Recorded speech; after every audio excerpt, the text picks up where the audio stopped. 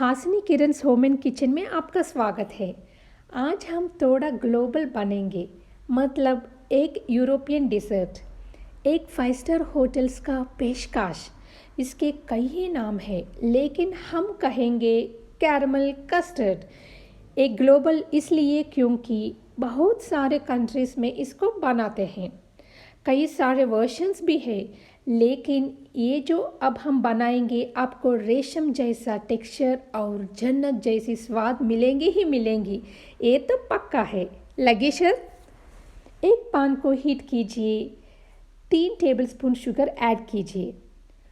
यहाँ कैरमलाइजेशन हो रहा है, यानी कि पानी बिल्कुल नहीं। आपको स्टिर करना होगा कंटिन्यूसली। ध्यान दीजिए, चीनी जलना नहीं चाहिए, लेकिन कलर चेंज होना चाहिए, ऐसे गोल्डन ब्राउन। अगर आप पहली बार कर रहे हैं तो ध्यान से कीजिएगा। अब एक बाउल में इस कैरमल को ट्रांसफ़र कीजिए। Bowl is a flat bottom वाला लेना है और इवनली स्प्रेड कीजिए। नेक्स्ट स्टेप में हम 4 अंडों को अच्छे से ब्लेंडर में ब्लेंड करेंगे, ऐसे।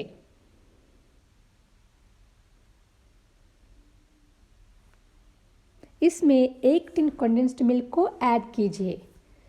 फिर से एक बार ब्लेंडर चलाइए। अब जितना क्वांटिटी आपने कंडेंस्ड मिल्क लिया है, उतना ही आप पानी ऐड कीजिए।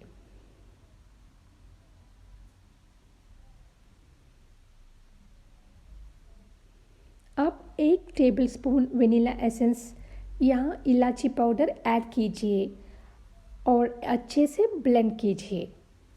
वेनिला एसेंस ही डालने की कोशिश कीजिए। अब बाउल में कैरमल के ऊपर इस मिक्सचर को ऐड कीजिए और एक प्रेशर कुकर में पानी डाल के 25 से 30 मिनट तक बिना विजिल्स के इसको स्टीम कीजिए। 30 मिनट्स के बाद अच्छे से चेक कीजिए, एक टूथपिक या एक नाइफ की मदद से, ऐसे। अगर वो क्लीन बाहर निकला तो आपका कस्टर्ड तैयार हो गया। अगर नहीं कुक हुआ तो 10 मिनट और स्टीम कीजिए। अब देख सकते हैं ये कितना फ्लफ़ी लग रहा है। क्यों? अंडों को हमने जो अच्छे से ब्लेंड किया तो आएगा ही ना। इसको आप पूरा ठंडा होना दीजिए। फिर एक नाइफ से सारे एजेस को ऐसे स्क्रैप कीजिए। अब एक सर्विंग प्लेट को इस बाउल के ऊपर रखकर ऐसे उल्टा इसको आप रख दीजिए। अब बाउल को धीरे से निकाल दीजिए। आपका कैरमल ऐसा दिखेगा। अब आपका कैरमल कस्टर्ड जाएगा फ्रिज में 3 से 4 घंटे। लीजिए जी, ये अब खाने के लिए तैयार। ट्राई कीजिएगा ज़रूर।